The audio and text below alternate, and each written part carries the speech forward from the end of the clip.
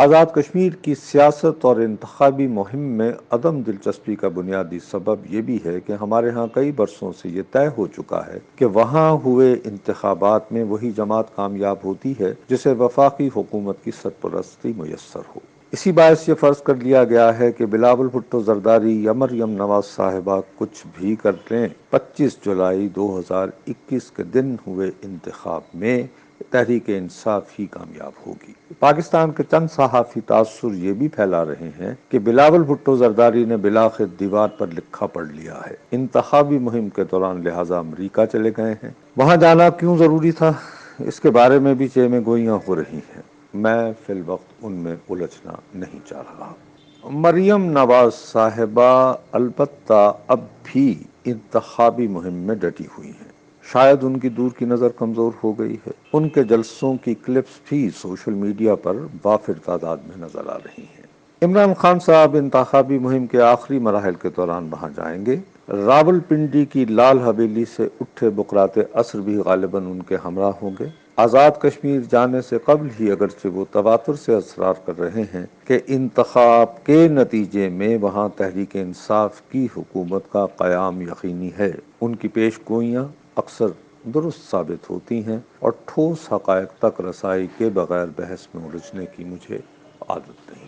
ساتھ کا رپورٹر ہوتے ہوئے اگرچہ یہ کہنے کو مجبور محسوس کر رہا ہوں کہ ہمارے ہاں واقعتاً صحافت نام کی شے باقی رہ گئی ہوتی تو ٹی وی سکرینوں اور یوٹیوب پر چھائے ذہن سازوں میں سے چند اپنے اسٹوڈیوز اور گھروں کی راحت سے باہر نکل کر آزاد کشمیر چاہتے۔ صحافیانہ تجسس یہ جاننے کے لیے بھرپور انداز میں استعمال کیا جاتا کہ وہاں کے انتخابات میں وہی جماعت ہر صورت کیوں کامیاب ہوتی ہے جسے وفاقی حکومت کی سرپرستی میسر ہوتی ہے۔ سیاست میں سنا ہے کہ ثبات فقط تغیر کو نصیب ہوتا ہے۔ 25 جولائی کے انتخاب کے بعد نواز شریف کے نام سے منسوب مسلم لیگ کی جگہ تحریک انصاف کی حکومت کا قیام ایک حوالے سے یقیناً تغیر یا تبدیلی محسوس ہوں گے۔ ممکنہ نتائج مگر اس پرانی کہانی کا اثبات بھی تو ہوں گے کہ آزاد کشمیر کے انتخاب میں وہی جماعت کامیاب ہوتی ہے جو وفاق میں بھی برسر اقتدار ہوتی ہے۔ آزاد کشمیر کے ووٹر مذکورہ روش اپنائے رکھنے کو کیوں مجبور محسوس کرتے ہیں، وہ روایت بدلنا کیوں نہیں چاہتے؟ پاکستان کے صوبے عرصہ ہوا مذکورہ روایت کو ترک کر چکے ہیں۔